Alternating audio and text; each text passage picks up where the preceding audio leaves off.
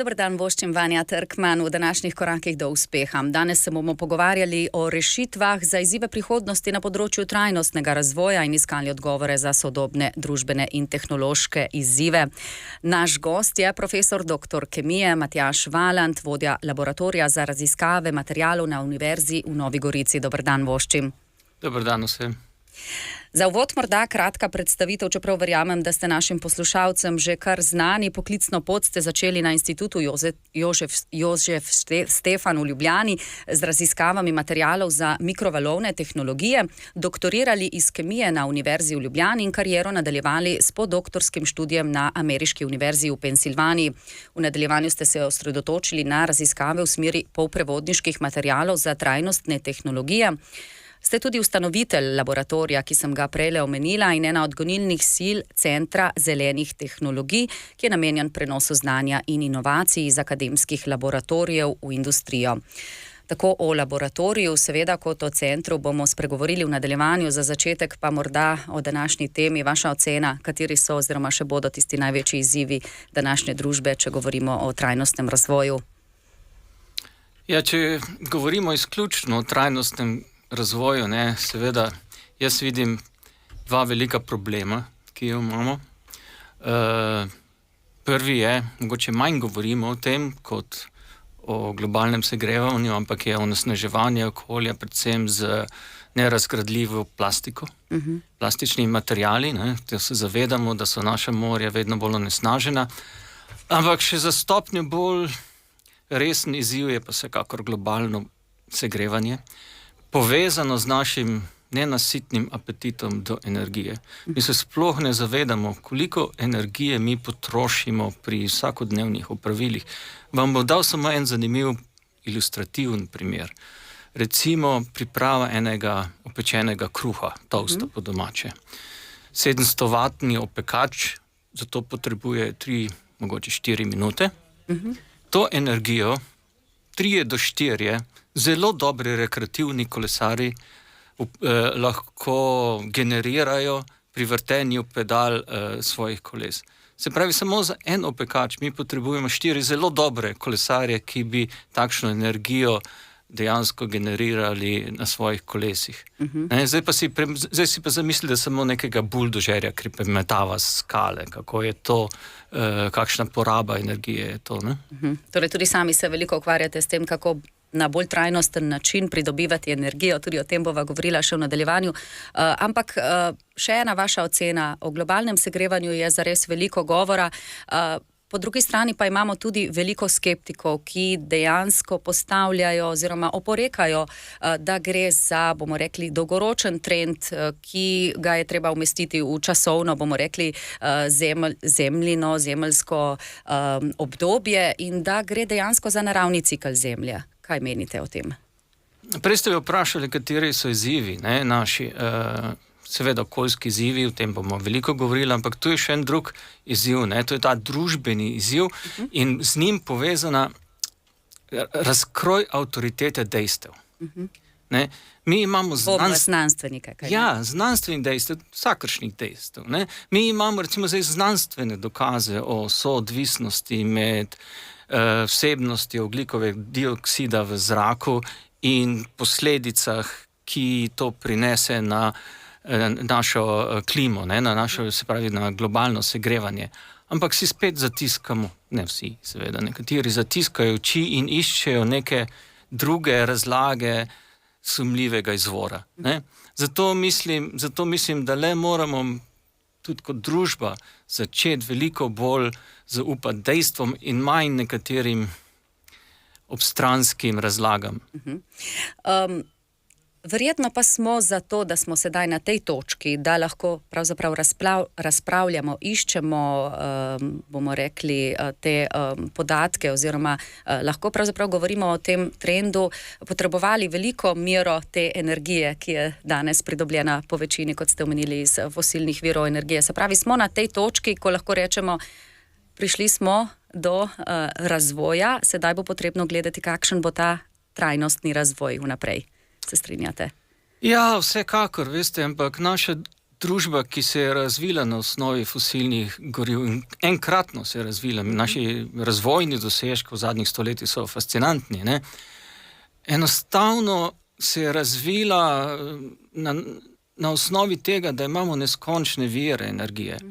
In fosilna goriva imajo strašno veliko energetsko gostoto. Ne? Torej, potrebujemo jih malo zato, da iz njih dobimo veliko energije. In to nadomestiti zdaj z drugimi trajnostnimi načini je res težka naloga. Jaz bom spet dal en primer. Predstavljate si, da vso intenzivno kmetijstvo mi nadomestimo zdaj z nekim nabiralništvom plodov v gozdovih. Ne? To seveda za majhne skupnosti ponekod gre, ne gre pa za nas družbo kot celoto. Isto je z energijo in tu so ogromni nekateri porabniki, ne, ki jih bomo težko priklopili zgolj na trajnostne vire energije. Če seveda zdaj drugače lahko seveda razmišljamo tudi o jedrski opciji, ne.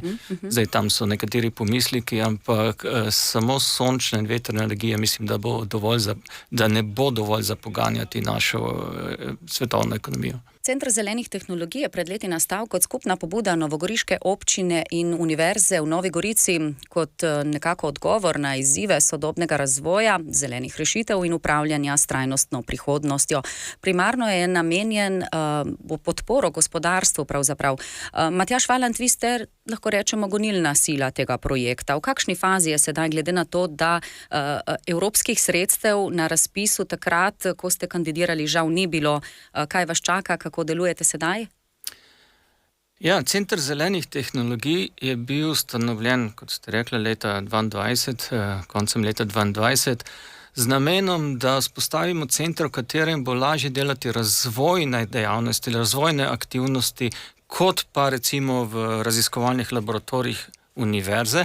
Hkrati pa smo želeli tudi postaviti neko podporo predvsem manjšim, srednje velikim podjetjem pri njihovem razvojnem delu. Na vse zadnje Center zelenih tehnologij ima zadaj so infrastrukturo univerze in pa tudi ekspertize univerze, ki jih lahko uporabimo za ta razvoj. Ja, kot ste rekli, pač evropskih sredstev takrat ni bilo, ne, mislim, da se je o tem veliko govorilo, pač taka je situacija. Moramo vedeti, da tudi takrat je bila poplavna obnova Slovenije. Ne. Veliko projektov je dobilo prednost, ja. Tako in... Bi pa s državno podporo lažje prišli, kaj ne, do teh sredstev, verjetno. Seveda, vsakršno podporo. Zdaj, lejte, ampak mi nismo ustanovili Center zelenih tehnologij zato, da je pobrali ta evropski denar. Ne. Seveda, če bi dobili, bi razvoj potekal veliko hitreje, ampak ne glede na to, razvoj se nadaljuje. In lahko rečem, da danes smo že iz neke inkubatorske faze tega centra. Ne, smo že vključeni v vrsto projektov, v nekatere evropske mreže, recimo Center zelenih tehnologij je tudi podporna družba v Evropskem združenju univerz, tako imenovanem ACROS, v katerega je kot polnopraven partner vključena univerza. In tudi zdaj kandidiramo že v vrsti evropskih projektov, tako da mislim, da smo iz te inkubatorske faze že in da pač bomo rasli seveda skladno z našimi uspehi pri pridobivanju financ in tudi pri vzpostavljanju sodelovanja z lokalno industrijo. Ne. Moram reči, da mogoče nekaj tega pač pogrešamo ta trenutek. Mogoče pogrešamo nekoliko boljšo podporo lokalnega območja, v katerem delujemo. No, trenutno vas je okvirno 5, ste mi prejle omenili, delujete na Erjavčevi 2, so pa načrti, da bi se center, ko bomo rekli, zadihal na polno, preselil na območje nekdanje Sije v Solkanu? Še vedno držijo ti načrti? Ja, za zdaj smo tako dogovoreni z mestno občino Nova Gorica. Kdaj se bo to zgodilo, je nekoliko odvisno od tega, kako bomo pridobivali finance za to, investicijo, torej za izgradnjo nekakšnih nepremičnin tam, katerih bo lahko center deloval. Ampak ne glede na to, razvoj centra se nadaljuje in ni neposredno odvisno od te stopnje, ki jo še pričakujemo v prihodnje. Torej, kot sem omenila, je bil center ustanovljen prav zato, da bi nudil podporo gospodarstvu. Katerih, bomo rekli, projektov se nadejate v kratkem, če lahko že rečemo, da iščete sredstva? Ja, lejte, tu imamo, rekel, vsaj 2 stebra, na katere ciljamo. En steber je, da mi prenesemo naše raziskovalne dosežke, ki imajo nek aplikativni potencial, v center in pridobimo investitorje, s katerimi bi to potem razvijalo do nekega končnega produkta, ki se ga da komercializirati. Drug steber je pa, da povabimo manjše investitorje, manjše podjetja, mogoče podjetja, ki nimajo takšne kapitalske moči, pa nimajo tudi zadostnih ekspertiz, da prenesejo njihov razvoj v naš laboratorij, v naš center, ki ga seveda zadaj podpira univerza za svojo infrastrukturo in potem skupaj to razvijemo do nekega uspešnega konca. Potencial centra je vsekakor velik. Mislimo, da je velik in mislimo, da z razvojem in povečanje kapacitet bo to postal zelo pomemben potencial. Ja.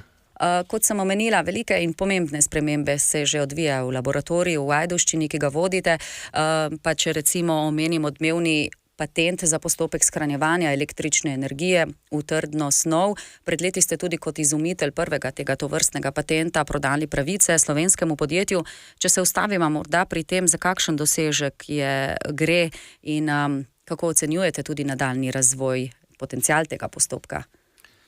Ja, ta razvoj, ki se je najprej začel z raziskavami in smo potem znotraj laboratorija tudi prišli na razvoj, to je bila ena zelo zanimiva razvojna pot s svojimi vrhunci in svojimi padci. In tako je pač v našem poklicu, bi rekel, raziskovalca oziroma razvojnika in se še nadaljuje. Prvi koraki, prvi dosežki, katere ste tudi omenila, so nam dali nekako iztočnico za še nadaljne, za izboljšanje, za nove pristope. In danes to reč zelo intenzivno še razvijamo naprej. Zdaj, prvi koncepti shranjevanja električne energije so se razvili in zboljšali tako, da imamo v drugi stopni, ki jo ravno kar patentiramo na Evropskem patentnem uradu, na drugi stopni izboljšano ekonomsko in tudi energijsko učinkovitost. Zdaj patentiramo pristop, ki sočasno shranjuje ogljikov dioksid, recimo iz dimnih plinov, in ob tem v istem ciklu tudi cepi vodo za pridobivanje vodika, kar vse skupaj da boljši ekonomski učinek. In ravno ta ekonomski učinek je tisto, kar zavira vrsto novih tehnologij, če govorimo zdaj o trajnostnih tehnologij, zelenih pristopov, pridobivanje energije in tako dalje. Tako da delamo ravno na tem veliko, kako te parametre izboljšati do takšne mere, da bodo energijsko in ekonomsko učinkoviti. Kot sem omenila, ste bili prvi, ki ste ta patent pravzaprav izumili. Se pravi, se na svetovni ravni veliko raziskovalcev ukvarja s tem? Ja, veliko raziskovalcev, zelo veliko raziskovalcev in laboratorij se ukvarja s tem. Težava je, da pravih prebojev pa ni. Namreč zdaj tu še vedno govorimo o vodiku, govorimo o uporabi čim več seveda električne energije, ampak vse je nekako prišlo do nekega platoja, kjer enostavno ne moremo prebiti ravno to, kar sem rekel, to ekonomsko in energijsko učinkovitost. Poskušamo v globalnem smislu z različnih strani, z mnogo materiali, z veliko kemijskimi cikli, ampak tistega udarnega preboja zaenkrat še ni. Morda ga boste pa prav v laboratoriju za raziskave materialov v Ajdovščini našli, odkrili. Kot rečeno, ustanovljen je bil leta 2009 in tam je močna raziskovalna enota, oprema, sodobna, raznoliki profili sodelavcev, ki morda podrobneje prav o tem, kako poteka delo v tem laboratoriju, koliko vas je trenutno? Ja, res je. Jaz sem prišel v na to univerzo leta 2007, prej sem delal na Imperial College v Londonu. No, in dejansko smo takrat začeli graditi ta laboratorij. Prostori so bili prazni, v te laboratorije smo vlekli celo vodovodno napeljavo, prohištva še ni bilo ničesar. Torej prav od začetka. Prav iz nule, ne. Tako potem leta 2009 smo formalno ustanovili ta laboratorij in ga začeli graditi. In ko pogledam nazaj, mislim, da sem lahko kar ponosen, da zdaj ta laboratorij je svetovno primerljiv, z izredno dobro opremo, ki nam jo zavidajo, moram reči, tudi naši kolegi, recimo z inštitucij, kot je Jože Štefan in tako naprej, z res dobro ekipo strokovnjakov z področja od fizike do kemije, do inženirstva in energetike. Tako da mislim, da lahko res obravnavamo naše raziskovalne probleme celovito in smo tudi konkurenčni pri pridobivanju sredstev, kar je zelo pomembno, ker nam to potem omogoča, da razvijamo zadevo še naprej. Se bo pa ta laboratorij v bodoče selil predvidoma na novo lokacijo v Ajdovski park znanja oziroma Biotehnopolis, kot ga na novo sodelujemo, nam lahko že kaj o tem več poveste? V bistvu nič več kot pa tisto, kar je že javno znano. Seveda, načrti univerze so pač takšni, kot so že bili večkrat povedani, da selimo pedagoški del v Novo Gorico, naravoslovno-tehnične laboratorije, pa ki so zdaj že večinoma tako in tako v Ajdovščini, pa na novo lokacijo v park znanja, ali kako se že imenujemo, mislim, zaenkrat bom še rekel park znanja. Tako. Kako ocenjujete doprinos univerze za sam ta prostor, ne nazadnje morda tudi vaš laboratorij? Ja, najprej se ustavimo pri tem, ne, da praznuje univerza 30-letnico. To ni tako malo. 30 let je že zrela doba. Tako, tudi za nas. Ne. In ob tej priložnosti seveda bi vse povabil na proslavo ali pa obeleževanje tega dogodka, te obletnice v Ajdovščini, ki bo v četrtek z začetkom 12. uri na Lavričevem trgu. Drugače pa za vsako regijo je dejstvo, da deluje v njej univerza, nekaj pomembnega. Oziroma moralo biti nekakšen vir znanja, vir kadra in tudi vir nekega posebnega načina življenja v takšnih mestnih, urbanih središčih. In želel bi si, da bi bilo enako tudi za to območje, rečemo temu severno-primorsko območje. Včasih se mi ne zdi, da je ravno tako Bili so tudi kratki stiki, bomo rekli, med univerzami, med univerzo in občinami. Ja, zgodovina je polna marsičesa, seveda ne bi zdaj šel v to. Ampak tudi na deklarativni ravni seveda so vsi zelo veseli, da je univerza deluje, mogoče pa na realizaciji vseh načrtov, ki jih ima univerza, pogrešamo malo več intenzitete tudi strani občin, v katerih delujemo, in cele regije. No, pozabila sem omeniti, vaša funkcija na univerzi, ste tudi prorektor za trajnostni razvoj in tehnologijo, pa če bi morda na kratko vseeno se dotaknili načrtov v prihodnje, prejle smo omenili pedagoški del, ostaja v Novi Gorici, raziskovalni del, ostaja v Ajdovščini na novi lokaciji, se bo selil, ampak vseeno tukaj je želja že vrsto let umestiti kampus tudi. Govori se o območju Majskih Poljan že nekaj časa, kako daleč ste?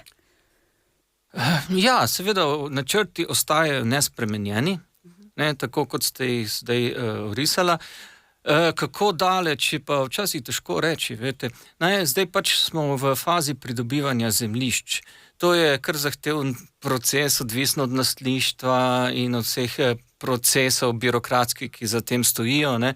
Tako da se za zdaj tu ustavljamo in seveda upamo, da bomo na obeh lokacijah, ki ste jih omenila, to lahko rešili čim prej.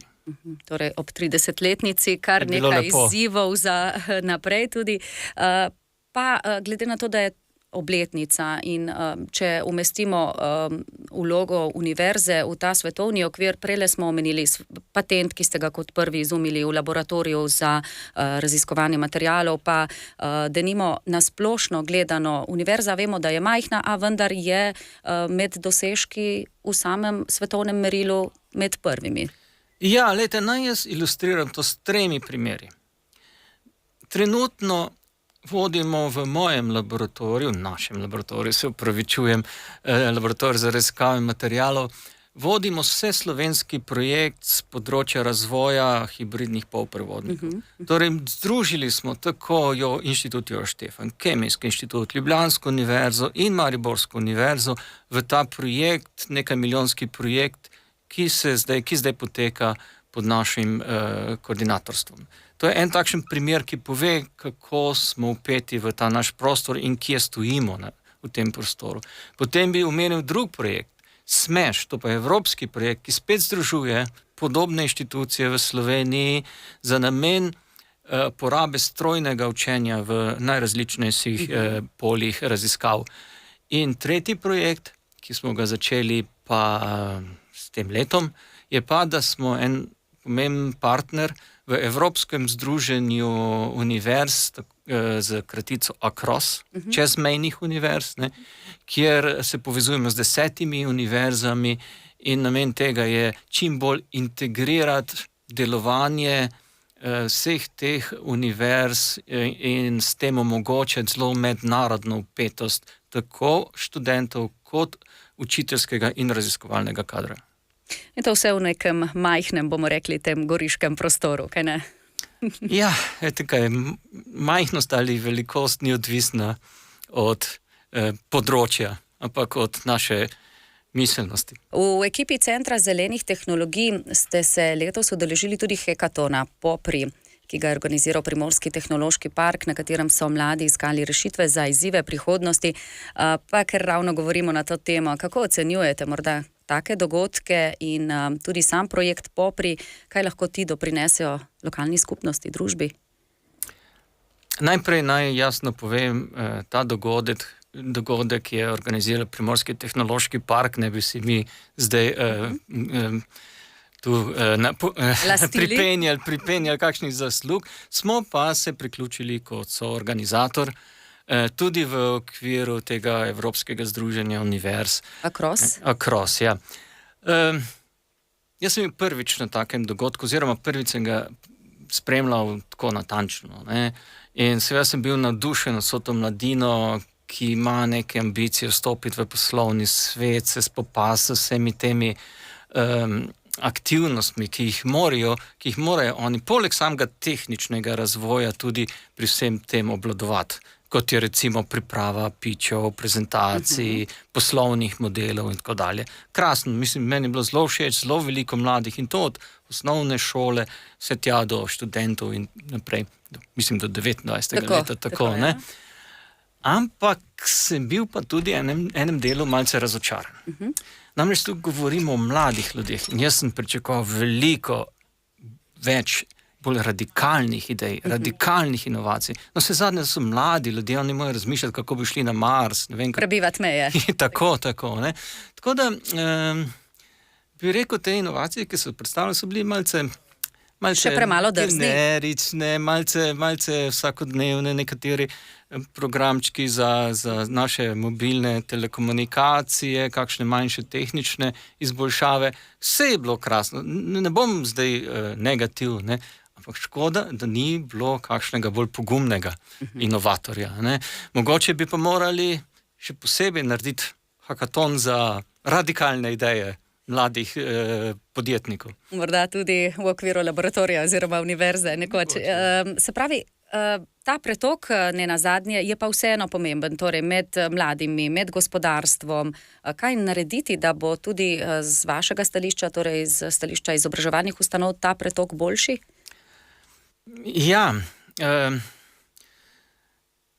po eni strani je to zavedanje o tehnološkem razvoju, o reševanju trajnostnega tehnološkega razvoja, vseh teh stvareh, o katerih veliko govorimo, vse večje med mladimi. mladi so nekako ponotranili to potrebo po takšni vrsti razvoju. Tako da to je pozitivno. Po drugi strani je pa takšen paradoks, ko smo mi anketirali gospodarstvo, kaj so rekli, da najbolj potrebujejo od univerz. Potrebujejo kadre. Dobro, mi izobražujemo kadre, ampak gospodarstvo misli, da jim moramo izobraziti kader za posebej ta stroj, ki bodo potem ga takoj ovladali, ko bodo prišli študenti v neko proizvodno. To ne gre tako, mi to ne moremo seveda, ampak lahko pa nekaj naredimo, lahko pa izobrazimo mi te študente tako, da bo potem zelo hitro se naučili obvladovati različne stvari, ki jih morajo pač v tisti specifični industriji ali pa podjetjih obvladovati. Morda več prakse, če prav berem med vrsticami. Ja, prakse, ampak veste, tu zelo težko ciljamo na zelo, zelo majhne nišne potrebe vsake industrije. Mi tudi na univerzi se posvečamo temu, mi zelo veliko posvečamo izobraževanje načinom, ki niso ex katedra, torej to pomeni, da predavamo študentom, ki sedijo v klopeh. Mi imamo ogromno laboratorijskega dela, ogromno terenskih vaj, projektov in tako dalje. Vsekakor je to pravilen pristop, jaz mislim osebno.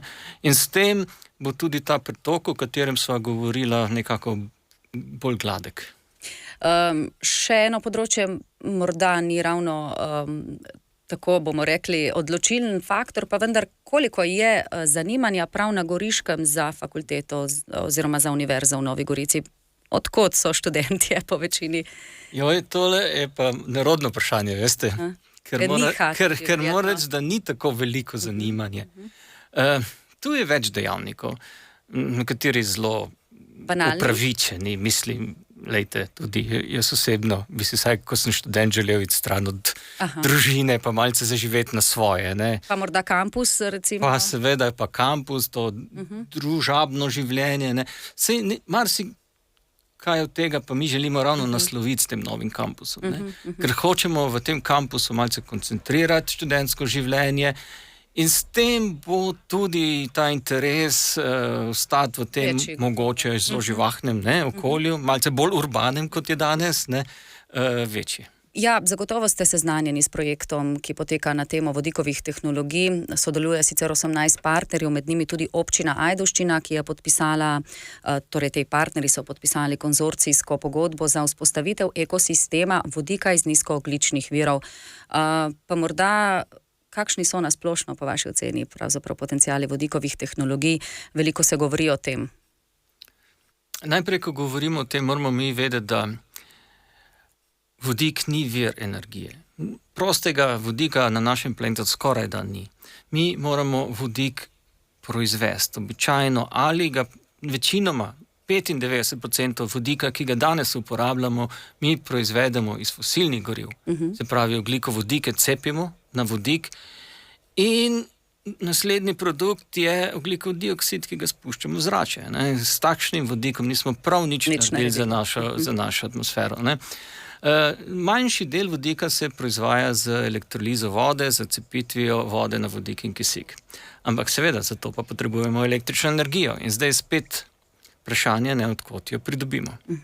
Zdaj, kombinacija fotovoltaičnih panelov in nekega elektroliznega postopka za pridobivanje vodika je primerna, saj lahko v tem primeru porabimo presežke proizvedene energije, bi rekel sončne energije, za elektrolizo. Vendar to nam ne bo rešilo naše potrebe po vseh teh količinah vodika, ki pač imamo. Torej, izkoristek je še vedno premajhen? Izkoristek je premajhen. Če govorimo za trajnostno. Ne samo izkoristek, ampak premalo takšne energije imamo na voljo, takšne presežne električne energije. In veste, zdaj z uvedbo električnih avtomobilov, električnega klimatizacije in vseh teh potrošnikov električne energije, vse zadnje tudi umetne inteligence, ki je velik potrošnik električne energije, bo takšne presežne energije še manj. Tako da osnovni problem vodikove tehnologije je dejansko proizvodnja vodika iz nekih trajnostnih virov energije. In tukaj je še veliko, bomo rekli, izzivov, pa vendar je potencial vodik. Zdaj, tehnoloških izzivov seveda je. Problem elektrolize je, da je ekonomsko še neupravičena oziroma draga. Po domače povedano, še takšen vodik je še predrag danes, da bi lahko nadomestil ta črni vodik ali pa sivi vodik, ki je pridobljen iz fosilnih goriv. Tako da tu je zdaj kar velika blokada na tem področju. Ves tehnološki razvoj zadnjih let ni prinesel velikih uspehov z tega na tem področju, tako da še vedno ostajamo pri klasični elektrolizi vode, ki pa je problematična zaradi samih elektrod, na katerih je kot katalizator platina, večinoma draga platina, in to draži proizvodno vodika na tak način. Ampak zdi se, da so sile, bomo rekli, tudi javnih sredstev precej usmerjene v to tehnologijo. Zakaj? So precej usmerjene v to tehnologijo, se strinjam z vami. Zakaj je jasno? Ker načeloma potencijala je veliko in recimo obeti so krasni, če si mi predstavljamo, ko mi kurimo vodik, pod narekovanji, skozi gorivne celice ali kar tako, mi dobimo veliko energije in ostanek pri tem procesu je voda, torej absolutno čista tehnologija. Ampak rešiti moramo mi glavni veliko problem težav še. In to je proizvodnja na trajnostni način. Ja, če bi na kratko še lahko strnili, kako pomemben je zeleni prehod? Kaj lahko sami naredimo za to? Glejte, v Evropi veliko naredimo.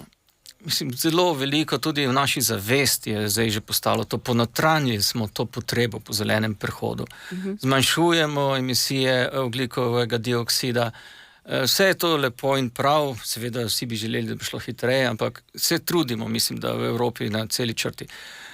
Zdaj pa problem je pa nekje drugje, da če mi v Evropi povsem eliminiramo emisije CO2, še vedno ne bo to dovolj. Ne pomeni, da bodo drugje. Tako, mi imamo Kitajsko, mi imamo ZDA, mi imamo Avstralijo, Indonezijo, to indijsko podcelino, in tam se emitira ogromne količine ogljikovega dioksida. In dokler ne bomo tudi na teh področjih to zaustavili, ampak se to generiramo mi, kaj ne, saj mi smo tudi njihov trg. Tako da. Ja, tudi to je res, seveda, absolutno. Zato je to tako globalen problem. Zato je to tako globalen problem, ki ga moramo reševati skupaj. Saj imamo nekaj zelo lepih primerov. Ozonske luknje, ki so nastale zaradi freonov.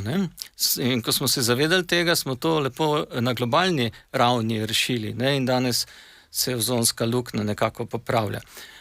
Ampak to je zdaj pa zelo težek problem, kar govorimo, ko govorimo o globalnem segrevanju, ker direktno posega v našo bistvo civilizacije, v ta ekonomski razvoj, ki ga praktično ne moramo ustaviti. To je kot kolo, če ne gre naprej, če se ustavi, pade. In navadili smo se na blagostanje, tudi to je res. Tudi to vsekakor. Hvala lepa, izzivov vam, kot kaže, tudi v laboratoriju in na univerzi ne bo manjkalo, v prihodnje pa še seveda center, pozabila sem omeniti, tako da veliko uspehov, vsekakor kakšnega preboja vam želim in pa hvala, da ste bili danes z nami. Najlepša vsem vam, poslušalke in poslušalci. Hvala tudi vam, da ste bili z nami, seveda, in naslišanje prihodnji ponedeljek v Korakih do uspeha. Koraki do uspeha. Korake do uspeha podpira podjetje Spintek in direktor ter lastnik Goran Miškolin, častni pokrovitelj oddaje.